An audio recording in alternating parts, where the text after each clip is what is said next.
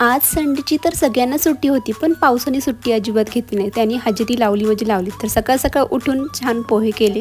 सगळ्यांनी पोहे एन्जॉय केले. त्यानंतर माझी लगेच भाजीची तयारी सुरू झाली. इथे भाजी कुकरला टाकली होती.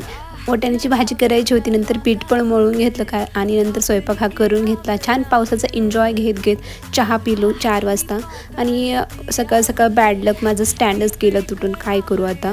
नंतर छान असं जेवण करून घेतलं आम्ही आणि वरती टेरेसला गेले, कारण मला कपडे सुकायला घालायचे होते. टेरेसला गेल्याच्यानंतर टेरेसवरचा आमचा कोकणचा व्ह्यू तुम्हाला दाखवते, किती सुंदर आहे ना. कपडे वगैरे सुकायला टाकली आणि अनुला म्हणलं चला आता खाली, तर तिला यायचंच नव्हतं अजिबात. नंतर बाल्कनीमध्ये कठड्यावर बसून छान आम्ही एन्जॉय घेत होतो. नंतर संध्याकाळी मम्मीने दिलेली हरभऱ्याची भाजी मला करायची होती. त्यासाठी कुकरच्या भांड्यामध्ये सगळं जे काय होतं टाकलं आणि मला कडधान्य पण भिजायला घालायचे होते. मग कडधान्य वगैरे भिजायला भाजी करून घेतली, चपात्या करून घेतल्या. चला हा व्हिडिओ इथेच एंड करते. सबस्क्राईब करा आणि एक लाईक करा. बाय.